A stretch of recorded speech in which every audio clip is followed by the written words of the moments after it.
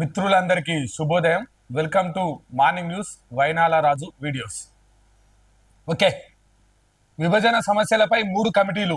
ఆఫీసర్ల కమిటీలో 2 రాష్ట్రాల సిఎస్లు. 2 వారాల్లోగా ఆఫీసర్ల కమిటీ సమావేశం. పరిష్కారం కాని సమస్యలు మంత్రుల కమిటీ దృష్టికి. అక్కడ కొలిక్కిరాని అంశాలు సీఎంల దృష్టికి. డ్రగ్స్ గంజాయి నిర్మూలనకు జైంట్ ఆపరేషన్. ప్రజాభవన్లో చర్చించిన సీఎంలు రేవంత్, చంద్రబాబు. వివరాలు వెల్లడించిన డిప్యూటీ సీఎం బట్టి విక్రమార్క, ఏపీ మంత్రి అనగాని సత్యప్రసాద్. ఓకే, దీనిపై మనం సమగ్ర వివరణ ఇవ్వదలుచుకున్నాం. 10 ఏళ్లుగా పెండింగ్ లో ఉన్న విభజన సమస్యల పరిష్కారం కోసం ఉన్న ఉన్నతాధికారులు సీఎంల స్థాయిలో వేర్వేరు కమిటీలు ఏర్పాటు చేయాలని తెలంగాణ, ఆంధ్రప్రదేశ్ ముఖ్యమంత్రుల సమావేశంలో నిర్ణయం తీసుకున్నారు. ఆఫీసర్ల కమిటీలో 2 రాష్ట్రాల సిఎస్లతో పాటు 3 చొప్పున తెలంగాణ, ఏపీకి చెందిన ఉన్నతాధికారులు ఉంటారు. ఈ కమిటీలో 2 వర్గాల్లో సమావేశమై విభజనకు సంబంధించిన అంశాలకు పూర్తి స్థాయిలో పరిష్కార మార్గాలను ప్రతిపాదిస్తుంది. అక్కడ పరిష్కారం కాని సమస్యలను 2 మంత్రాలతో ఏర్పాటు చేసుకున్న తర్వాత రెండో పేజీ మనకు నిన్న జరిగిన విభజన సమస్యలపై ఇరువురు ముఖ్యమంత్రులు కూర్చొని ఏదైతే అటు నుంచి 3 మంత్రులు, తెలంగాణ నుంచి శ్రీధర్ బాబు గారు, పొన్నం ప్రభాకర్ గారు, బట్టి విక్రమార్క గారు, వీరితో పాటు ఏదైతే ముఖ్యమంత్రి రేవంత్ రెడ్డి గారు వీరు కూర్చొని చర్చలు చేయడం జరిగింది. ఆ చర్చల్లో సారాంశం ఏంటంటే నిన్న ఒక్కరోజే మొత్తం పూర్తి స్థాయిలో ఏదో జరుగుతుందని కాదు, కాకపోతే 2 రాష్ట్రాల మధ్య ఏదైతే విభజన పంచాయతీలు ఉన్నాయో, 2 రాష్ట్రాల మధ్య ఏదైతే నీళ్ల పంచాయతీలు ఉన్నాయో, 2 రాష్ట్రాల మధ్య ఏదైతే 9, 10 షెడ్యూల్కి సంబంధించిన బదిలీ కార్యక్రమాలు ఉన్నాయో, 2 రాష్ట్రాలకు సంబంధించిన ఏదైతే చిన్న, మధ్య, పెద్ద స్థాయిలో ఏదైతే వివాదాలు తలెత్తుతున్నాయో వాటిని పరిష్కారం చేసే దిశగా ఏదైతే ఒక మీటింగ్ కావాలి, ఆ మీటింగ్ కు సంబంధించిన ప్లాట్ఫామ్ ను నిన్న చేయడం జరిగింది. పూర్తి స్థాయిలో నిన్న కూలంకుషంగా చర్చించి ఇవన్నీ ఒక్క రోజులో కావు కాబట్టి 3 కమిటీలను వేయడం జరిగింది. ఒకటి మంత్రుల బృందంతో వేయడం జరిగింది, ఒకటి ఆఫీసర్ల బృందంతో వేయడం జరిగింది, ఒకటి సీఎంలతో కలిసి కమిటీలు వేయాలని చేశారు. ఇక ఇందులో ప్రధాన అంశాలు వచ్చేసరికి తెలంగాణ, ఆంధ్రప్రదేశ్ 2 రాష్ట్రాలకు సంబంధించి డ్రగ్స్ నిర్మూలనకు సంబంధించి 2 రాష్ట్రాలకు సంబంధించి స్పెషల్ బ్రాంచ్ ని 2 రాష్ట్రాల మధ్యలో ఏదైతే ఒక స్పెషల్ ఫోర్స్ ను పెట్టి డ్రగ్స్ నిర్మూలన చేయాలనే సంకల్పానికి రావడం జరిగింది. ఇది శుభ పరిణామం. ఇరువురు కలిసి కూర్చొని చర్చలు చేయడం ద్వారా సమస్యల పరిష్కారానికి శ్రీకారం చుట్టడం చాలా మంచి పరిణామంగా తెలంగాణ వాసులు కోరుతున్నారు. బీఆర్ఎస్ లో మిగిలేదెవరు? ఇప్పటికే 7 ఎమ్మెల్యేలు, 6 ఎమ్మెల్సీలు కాంగ్రెస్ లోకి. ఫలించని కేసీఆర్ ఫామ్ హౌస్ బుజ్జగించలు. బీఆర్ఎస్ ఎల్పీని విలీనం చేసుకునే దిశగా కాంగ్రెస్ అడుగులు. నాడు కేసీఆర్ చేసిన పాపమే ఇప్పుడు తగులుతుందంట గులాబీ శ్రేణులు.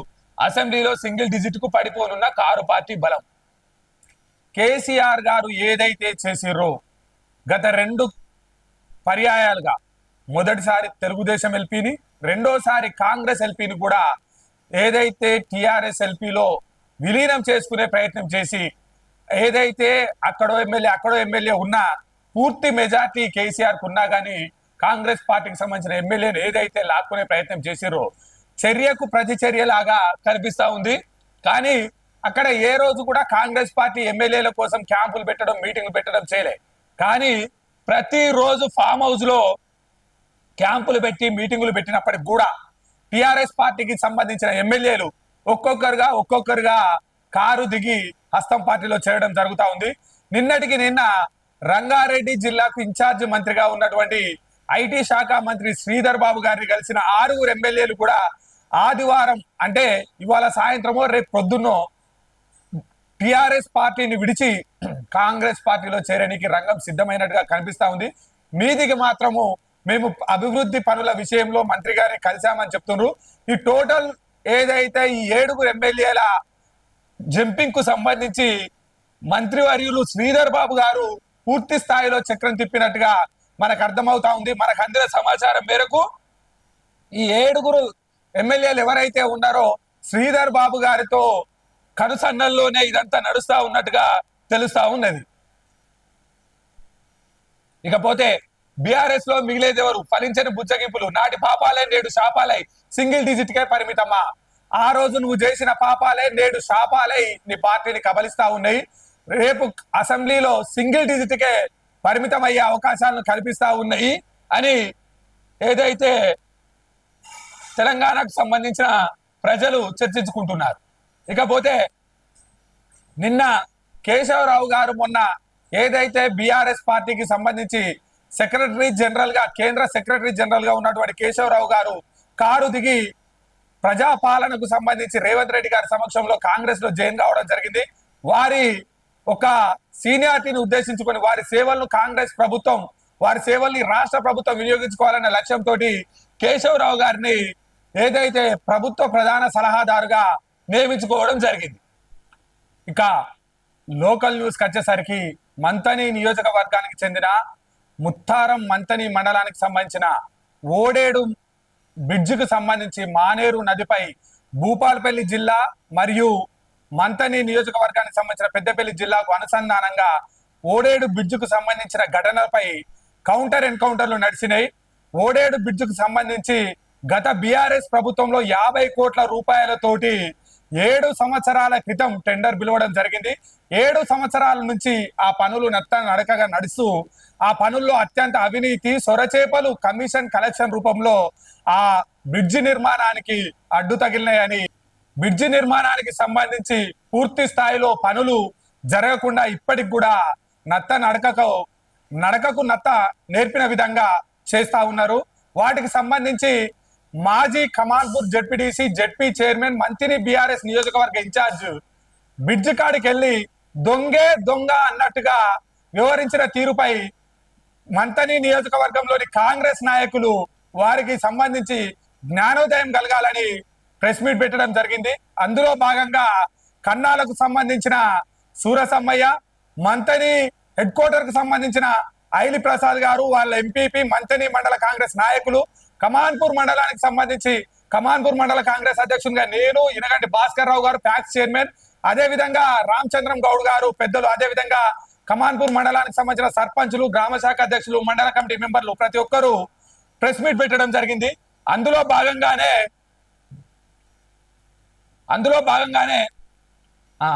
మంత్రి శ్రీధర్ బాబును విమర్శించే హక్కు పుట్టా మధుకు లేదు.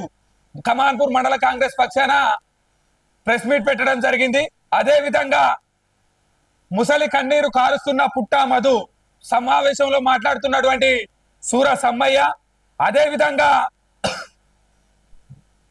నిజాలు తెలుసుకొని మాట్లాడాలి. పుట్టా మధు మానేరు నదిపై నిర్మించిన ఓడేడుకు సంబంధించి మంతని మండల కాంగ్రెస్ అధ్యక్షుడు ఐలి ప్రసాద్ పెట్టినటువంటి ప్రెస్ మీటు, అదే విధంగా ఏదైతే నిన్న పుట్టా మధు తన వ్యక్తిగతంగా తప్పుడు మాట్లాడిరో దానికి సంబంధించి కమాన్పూర్ మండల కాంగ్రెస్ అధ్యక్షుడు ఇచ్చినటువంటి ప్రెస్ మీటు,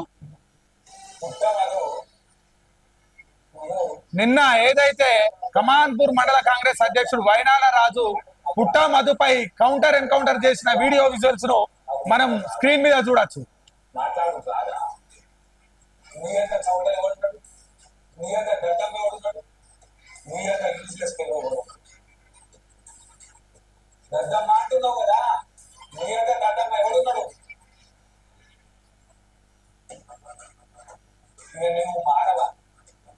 బుద్ధి రాదా? శ్రీపాదరావు గారు వేసిందయా, నీకు తెల్ల బట్టలు ఇచ్చిండు, సచ్చిపోయిన మనిషి మీద ఎన్ని మాటలు మాట్లాడుతుంది, ఏం కనిపించదు. నిజంగానే వాళ్ళు హత్యా రాజకీయాలు కనుక నీలాగా చేస్తే 50 సంవత్సరాల కాలం నుంచి ఈ ప్రాంతంలోని ప్రజలు వాళ్ళని ఎందుకు ఆదరిస్తారు? ఏం అరాచకాలు చేస్తారు? నడి రోడ్డు మీద ఫోన్కి వస్తాడో మేకప్ వస్తాడో మంటలు చేస్తారా? పెద్ద పెద్ద బంగ్లాలు భవంతులు కట్టుకొని ఆర్పాటాలు పెట్టుకొని నీళ్ళ తిరుగుతూ ఉంటాడా? ఏం చేస్తారు? పత్రికలలో ప్రభుత్వ చూడాలని రాస్తారు. ఏం చూడు చేసినారు? కన్ను లేని సన్నాసి నీకు కన్నుని చూడనట్టు గొడవ నువ్వేదన్నా మంచి కళ్ళ లేదంటూ నేను డబ్బులు పెడతా, ఎవరన్నా పిచ్చాస్వామి దగ్గర నీకు జైలు ఏం చూడు చేయమంటావు? నీళ్ళకి రక్త చేసిన మాకు తీయమంటావా? ఏం చూడు చేయమంటావు?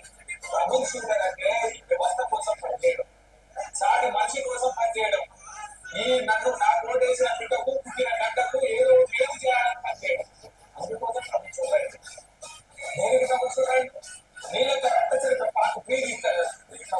ఓకే, ఏదైతే నిన్న అటు పక్కకు వచ్చేసరికి పాలకుర్తి మండల్, ఇటు వచ్చేసరికి మంతిని హెడ్ క్వార్టర్, ఇటు కమాన్పూర్, 3 మండలాలల్లా ఎవరైతే కాంగ్రెస్ నాయకులు ఉన్నారో పుట్ట మధు ఏదైతే వ్యక్తిగతంగా మాట్లాడిరో దానికి సంబంధించిన విజువల్స్ మనం చూసినాము. ఏమంటుండ్రంటే అభివృద్ధి చేయడం తప్ప నీలాగా అహంకారంతో ప్రజలను దూరం చేసుకునే ఆలోచన చేయని కుటుంబం గడిచిన 50 సంవత్సరాల కాలంలో ఈ ప్రాంతానికి రోడ్ వేసిర్రు, లైట్ పెట్టిర్రు, ఈ గుడి కట్టిర్రు, బడి కట్టిర్రు, రోడ్ వేసిర్రు, కరెంటు తెచ్చిర్రు తప్ప నీలాగా ఎక్కడ హత్యలకు ఆత్మహత్యలు ప్రేరేపించే విధంగా పనిచేయలేదని చెప్తూ ఏదో ట్రబుల్ షూటర్ గురించి మాట్లాడితే, ట్రబుల్ షూటర్ అంటే రక్త చరిత్ర పార్ట్ 3 తీయడం కాదు. ట్రబుల్ షూటర్ అంటే విపత్కర పరిస్థితుల్లో ఈ నియోజకవర్గానికి నీళ్లు తీసుకురావడం, విపత్కర పరిస్థితుల్లో ఈ నియోజకవర్గానికి నిధులు తీసుకురావడం, విపత్కర పరిస్థితుల్లో ఈ నియోజకవర్గాన్ని అభివృద్ధి పథంలోకి తీసుకురావడానికి సాయశక్తులా పనిచేయడం, దాన్ని ట్రబుల్ షూటర్ అంటారు. కొన్ని కోసినట్టో మేకను కోసినట్టో మర్డర్లో, హత్యలో, ఆత్మహత్యలు ప్రేరేపించే విధంగానో పనిచేస్తే దాన్ని ట్రబుల్ షూటర్ అనరు. అదేవిధంగా చనిపోయిన వ్యక్తి శ్రీపాదారావు గారు మీకు తెల్ల బట్టలు ఇచ్చి రాజకీయ భిక్ష పెట్టిండు అన్న విషయాన్ని నువ్వు మర్చిపోయిన మంతిని నియోజకవర్గంలో ప్రతి ఒక్కరికి తెలుసు. మరణించిన వ్యక్తిపై కూడా తప్పుడు కూతలు కూస్తే మరోసారి నీకు బుద్ధి చెప్పనీకి మంతనే నియోజక కాంగ్రెస్ ప్రజలు ఎప్పుడు ఎల్లవేళలా నువ్వు చేస్తున్న చేష్టలను చూస్తున్నారని, ప్రజలు కూడా నువ్వు మాట్లాడే మాటలను అసహించుకుంటున్నారని మంత్రి నియోజకవర్గంలోని కాంగ్రెస్ పార్టీకి సంబంధించిన అన్ని మండలాల నాయకులు ప్రెస్ మీట్ పెట్టడం జరిగింది. నిన్న అంతర్జాతీయ సహకార సంఘం ఆవిర్భావ దినోత్సవ వేడుకలను కమాన్పూర్ ట్యాక్స్ కేంద్రంలో చేయడం జరిగింది. కమాన్పూర్ మండల సహకార సంఘం అధ్యక్షులు ఇనుగంటి భాస్కర్ రావు గారి ఆధ్వర్యంలో నిన్న కమాన్పూర్ సహకార సంఘం ఆఫీస్ వద్ద జెండా ఆవిష్కరణ జరిగింది. దీనికి సంబంధించి ఎవరైతే సహకార సంఘం సభ్యులు గుండేటి శ్రీమూర్తి, అడవాల చంద్రయ్య, వైనాల రాజు, అదేవిధంగా సిఇఓ సంతోష్, అదేవిధంగా ఏవో ప్రమోద్ కుమార్, వారితో పాటు ప్రముఖులంతా పాల్గొనడం జరిగింది. ఇకపోతే నిన్న బాబు జగ్జీవన్ రామ్ ఈ దేశానికి ఉప ప్రధానిగా, ఈ దేశానికి రైల్వే శాఖ మంత్రిగా, ఈ దేశానికి రక్షణ శాఖ మంత్రిగా, ఈ దేశానికి సంక్షేమ శాఖ మంత్రిగా, ఈ దేశానికి కాంతి చీకులకు సంబంధించి ఏదైతే వలసదారులను కాపాడుకునే ప్రయత్నంలో భాగంగా, అదే విధంగా ఈ రాష్ట్రానికి సంబంధించి కూడా వారి కూతురు ఎవరైతే మీరా కుమార్ ఉన్నారో తెలంగాణ రాష్ట్రాన్ని పార్లమెంటులో బిల్లు ప్రవేశపెట్టిన వ్యక్తిగా ఈ తెలంగాణ ప్రాంతానికి వారితో ఎనలేని సంబంధం ఉంది. అటువంటి వారి వర్ధంతికి కమాన్పూర్ మండల కాంగ్రెస్ పక్షాన ఘనమైన నివాళులు అర్పించడం జరిగింది. కమాన్పూర్ మండల కాంగ్రెస్ పక్షాన వారికి నివాళి ఇవ్వడం అంటే ఏదైతే మనం పూలమాలలు చల్లడం కాదు, వారు ఏదైతే ఆచరణలో చేసి చూపించాలనుకున్నారో, వారు ఏదైతే ఈ దేశం కోసం, సౌభ్రాతృత్వం కోసం, సమానత్వం కోసం పోరాడిర్రో దాన్ని మనం పూర్తి స్థాయిలో చెప్పినప్పుడే, పూర్తి స్థాయిలో ఆచరించినప్పుడే ఈ వారికి ఘనమైన నివాళి ఉంటుందని పెద్దలు మండల మాజీ పరిషత్ అధ్యక్షులు మల్యాల రామచంద్రం గౌడ్ గారు, అదేవిధంగా మండల సహకార సంఘం అధ్యక్షులు ఇరుగంటి భాస్కర్ రావు గారు, అదేవిధంగా కమాన్పూర్ మండల కాంగ్రెస్ అధ్యక్షులు వైనాల రాజు గారు, అదేవిధంగా మండలంలోని అన్ని గ్రామాలకు సంబంధించిన సర్పంచులు, అదేవిధంగా అన్ని విభాగాల అధ్యక్షులు, అదేవిధంగా గ్రామ శాఖ అధ్యక్షులు ప్రతి ఒక్కరూ వారికి ఘనమైన నివాళులిచ్చి వారి ఆశయాలను ఏదైతే పూర్తి స్థాయిలో మేము ఈ దేశం కోసం ఈ మండలంలో ఇంప్లిమెంట్ చేస్తామని చెప్పి వారికి ఘనమైన నివాళులు అర్పించడం జరిగింది.